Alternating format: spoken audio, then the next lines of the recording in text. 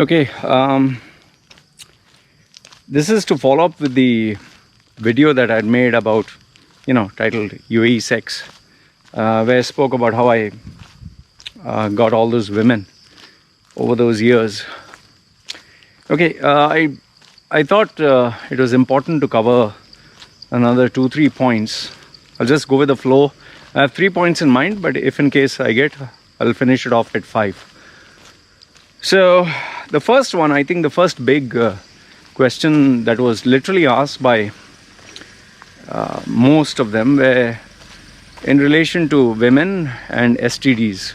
Okay, women, men and STDs. I mean sex and STDs. Okay, sexually transmitted diseases. Now, see, one good thing about UAE or the Middle East is you have the medical tests. In order to get a visa, you will be tested. At least that is for expatriates. So what used to happen is, if I have to get a visa, they will test me just to make sure I do not have any diseases or tuberculosis or, let's say, an STD. And if I don't have an STD, fine, I get the visa. If I have an STD, your visa is rejected and you're booted and bundled out. So one major benefit of being in UAE was, I knew for a fact most of the girls or the partners that I was going for had an STD checkup done. Now, the girls I was dating were not prostitutes. The girls I was dating were normal girls, like girls with families. Now, the second thing was, I was never targeting girls who were going to clubs, pubs and fucking around and all that. I would always go for a girl who is like, lives a simple life, is looking for a guy, but doesn't have a boyfriend. I would always target a easy girl or someone who is, who has friends and all that, but is looking for a kind of a relationship. So I was very particular which girl I would get. And you might find this surprising, but a prostitute in the Middle East, UAE, undergoes so many tests that they are much more safer than a normal girl. Okay? But be wary of the fact that these girls, they sleep around with Emiratis, the citizens of the country. So if one of them is infected, they don't get booted out. They'll just transmit the disease. So with regards to STD, I would say that I knew for a fact it was much more safer than being in India or even, say, Thailand. So I was pretty, careless, as you can say. However, having said that, I still got an STD twice in my 25 years of fucking around and all that. But the STD that I got was very minor. It was just, I didn't even know I had the STD until one of the girls who I was dating, who was a doctor, she said she developed some kind of infection. And she was like, this is an STD. I know it because, she's aware of women's hygiene and all that. She said, I think you have it because of your previous partner. Just take these tablets or whatever. I took it for 3-4 days or 7 days, whatever, I can't recollect.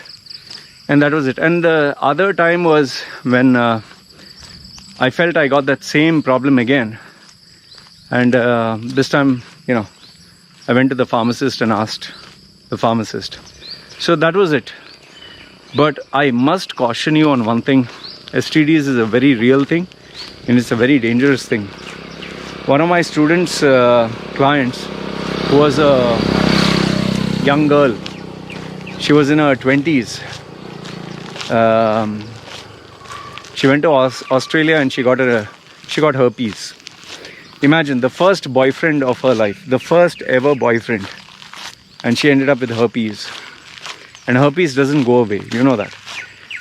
So I would say, please be careful. Do a little bit of Google search, check out what are the common STDs. Let it make you afraid, because it should. And you need to be very safe. Like, for example, me here in Thailand, I would be really scared. I'd be really scared to just go have random sex with just about anyone, because you just don't know. You just don't know if they have. The safest way is for you and that girl both to get a STD check, just to get completely have a checkup, and so you both are clean and you both know, okay, fine, it's safe, And if you are cheating on your partner, or you're going with multiple partners, at least go and get yourself checked every, week or whatever, if you're hyperactive, because you wouldn't want to be a super spreader, So for me here in Thailand, I would be shit scared to go have sex with just about any girl. Remember, even kissing someone, you can get an STD. The other thing is, always use protection, which I think is very important. Always use protection. I know that you will enjoy much more if you don't have protection, because skin to skin, you don't get as much pleasure when you put on plastic. But then again, you need to ask yourself, is it worth it? Because if a girl gives you a blowjob, most probably you can get affected, So use, be responsible. I'll tell you this much. Be responsible. Take it seriously. Okay? Like I say, the safest thing is use your hand. Jerk it off. But if you want a girl, just make sure that you're safe, you're smart, and you take whatever precaution possible. Just remember, few minutes of pleasure is not worth destroying your life forever. Okay, that's the first thing which I want to tell you. The second thing which I want to tell you with regards to sex, or what people have asked me, is avoid giving girls false promises or false statements or misleading them. And there are two reasons for this. One is, if the girl is timid, if the girl is, a very innocent little thing, you'll end up breaking her heart, and that's ethically not good. Whomsoever I was with, I never promised them marriage. I did want to give them a hint that I am in a kind of open relationship. So I would say that, let's go out with each other. Works, it works. Doesn't work, doesn't work. But, we're not promising marriage and all that stuff. So we just take it one day at a time. So any girl who's looking, I want to only be with a guy who wants to get married, or I'm only looking for a long-term relationship and all that. Okay, sometimes you can say, okay, long-term, let's take it one day at a time. That's what I'm saying. But never ever mislead a female. Yeah, I love you, I'll marry you, we'll have children together. Don't do that. That is uncalled for. And that's ethically not good. Because I'm not saying that karma will come back. I don't believe in all that bullshit. That's total nonsense. But the very fact is, you're playing with someone who's vulnerable, and that's not right. And that can come and, maybe she might have powerful friends, or if she complains, you can get into serious shit. I'll tell you that. Especially in the Middle East, especially in UAE. Especially if they complain. The next one, which is related to the second point, is be careful who you're dating. The last thing you'd want is some psycho mad bitch who just wants to fuck up your life. In all my years, one of the girls who I wanted to get married was actually a mad psycho bitch. And what do I mean by that? She literally, I'm not exaggerating when I say this, she actually believed that if you love someone, you have to fight. You have to fight, and not just fight violently. Abuse each other, shout at each other, throw things, break the plates, scratch the face. I don't know what the fuck was she on. Like, she was a very normal, nice person, but she would literally instigate a fight. She would literally, block your car with another car, or, you'd get so mad you wanted to take a stone and bloody smash her car, man. So just be careful which type of girl there. And we know enough and more horror stories online. She chopped off his dick, and she cut his this, and there are mad women like that who are so possessive. Like, if you're not for me, you're not for anyone, and they'll chop your dick off. So just be careful of this. There are some real mad fucking psycho women. They might not actually cut your fucking little willy, but they can, because I know some females wanted to break the plates in my house and break my car and, come to my workplace. For me, I don't tolerate that nonsense. I'm not a violent guy. Don't raise my hand. You don't raise your fucking hand. And then there were some other girls who believed in using bad words and shouting. Don't need drama. That's one of the main reasons why I decided not to have any girls here in Thailand, because I don't want someone turning up on my house doorstep and say, oh, you had sex with me, now you better pay me money and break the house and set things on fire, and you just don't know who you're fucking dealing with. So that's one. So, fourth tip I can give you, which is important, is be slow when you're choosing a partner, but be fast during a breakup. Okay?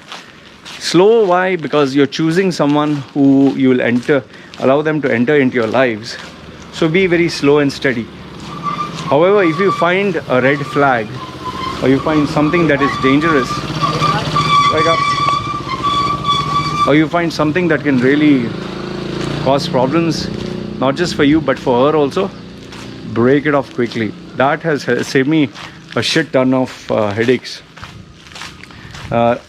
Trust me, choose slow, terminate fast. I took the principle from Steve Jobs actually, and this was one of his styles of management, which helped me a lot. But coming to the fifth point, which is part of the fourth, when you break up, do it skillfully, do it without hurting the person, do it in a way that the person feels good. Don't try to have the upper hand and make, I fucking dumped you, and then, beat your chest, and you just don't know who you're dealing with, I'll tell you that. So even if you have to take humble pie, you break it off, let her feel that she's on top of the world, that's fine. But trust me when I say this, never ever embarrass a girl by breaking her heart. You just don't know how she's going to get back her pound of flesh. So when you break up, break it off in a very respectful manner and keep it civil. Let me give you a few more points which I just got in my head. Point number 6 is, it's always good that you have a very clear understanding of what your relationship, I call it like design the alliance, which is used a term in coaching. Before you get into the relationship, draw out the rules. We don't talk to the world about our relationship. Like, these were some of my rules. Don't talk to the world about our relationship. We don't share personal stuff about ourselves to anyone. And if we were to break up, you go your way, I go my way. We don't have to badmouth each other. We don't have to hate each other. If we don't like each other, fine, just delete and go your own way, or you can block. So when you put out all these terms and conditions explicitly, the girl will feel very comfortable to know, okay, even if I break up, this guy is not going to be a fucking psycho and fuck up my life. So never ever leave it to assumption. Be explicit about it. I have to literally write down the rules on a Word document, and I tell them, these are the rules I follow. Are you okay with them? So it's design the alliance. Trust me, it's a very useful thing. Some of the things that I had in design the alliance was, if we break up, how do we break up? We go out peacefully. Don't badmouth each other. If you want to delete, you can delete. Block, you can block. Don't have to hate each other. Go our own ways. And yes, in the relationship, we would ask, okay, are you dating? Will you be dating other men? Would I be dating? Can I date other girls? Or is it only between us? And you need to talk about it. In fact, the next point number 7 is, you must talk about sex. You must discuss sex. You must know what your partner likes, what she doesn't like. Simple, like ask your partner, do you like anal sex? Yes or no? Are you open to try it? Yes or no? Okay. Do you like giving blowjobs, or do you like me going down on you? Or as you get comfortable, you have to discuss all these things, because when you're in the relationship and when you're at the heat of the moment in passion, you need to know what your partner likes and doesn't like. Don't end up doing something and the partner says, oh, no, yuck, I don't want to do this, and after you do it, the person starts to cry and says, I didn't want to do this. So it's very important to have a very open conversation about sex. Point number 8 is, I think you must talk about money. Who spends what, when and where. Don't leave it to assumptions. It's very important to discuss this. How much, who spends on what? Where do you spend? How much do you spend? Can you afford to spend? And never spend on credit, I'll tell you that. And most important is, remember one thing, whatever you're spending is you spending. Don't, one day if she breaks up with you, don't go around blaming, oh, you made me spend, I took this loan for you and this and that. Remember, she can break up or you can break up. So, and you will never get the money back. Take it from me, you will never get the money back. So, just don't do that. And please never take a loan, never take credit. No matter how much she cries, father is dying, mother is dying, cancer, this, that, just don't fucking do it. Okay? Number 9 is, I would say that, I just had this in my head. One was loan, and what is the next one? I had this up in my head here. Oh yeah, this one is, be careful about friends. Okay, when you have friends, she have friends, just understand this much, that information can travel around. That is one more thing. And there's always a possibility of things happening between people.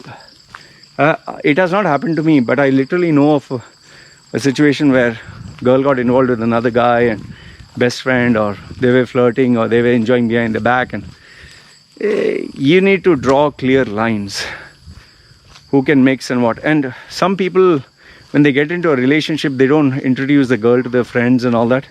So some people may take it personally. So just be clear about all these things. But don't be a fucking control freak. Don't say you can't talk to men, you can't talk to your friends, you can't go out. Stop that. That is so fuckhole, man.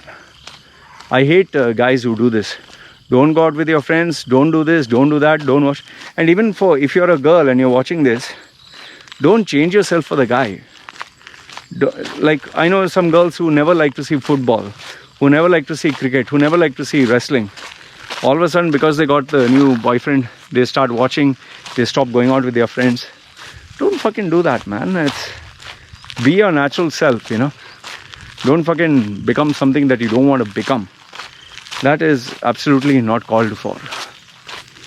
And the last point that I want to give you is, this is, last and final point. Don't do anything which you cannot reverse the decision.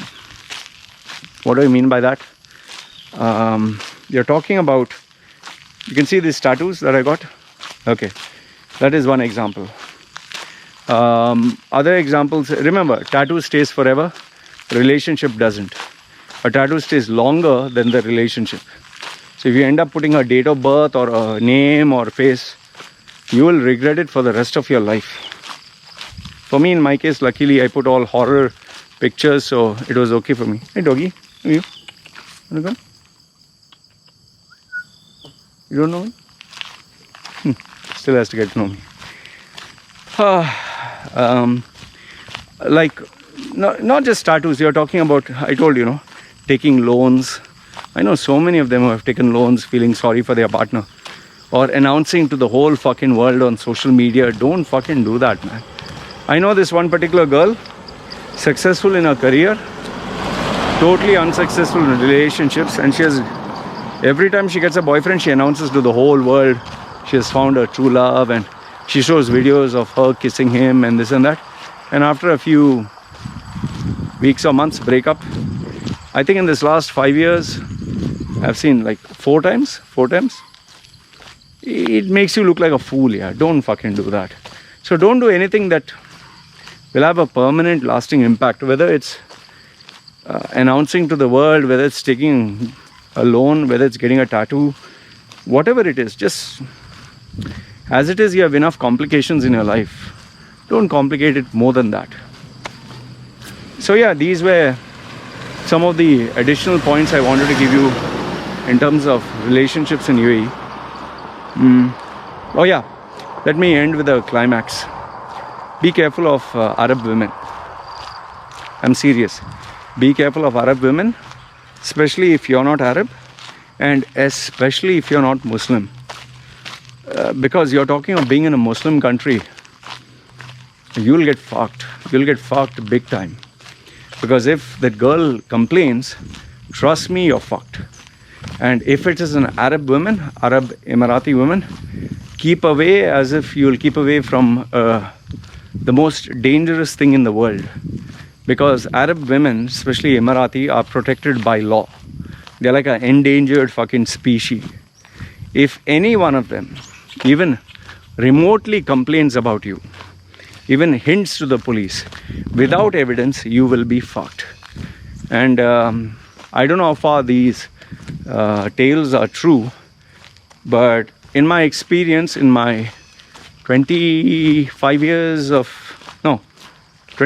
being a playboy, 40 years in UAE, I know three guys in 3 different occasions had an Emirati girlfriend. The most significant one, which I know for a fact happened, was Emirates Airlines cabin crew was dating this Emirati female. When he decided to break up with her for another girl, she fucking complained to the police. Nobody knows what happened to him after that. No news, no nothing.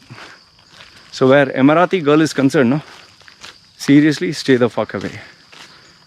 You will thank me for it. No matter how beautiful she is, no matter how sweet she is, no matter how caring she is, no matter how loving she is, no matter how humble she is, if not her, her family, her brother, her father, anyone can fuck.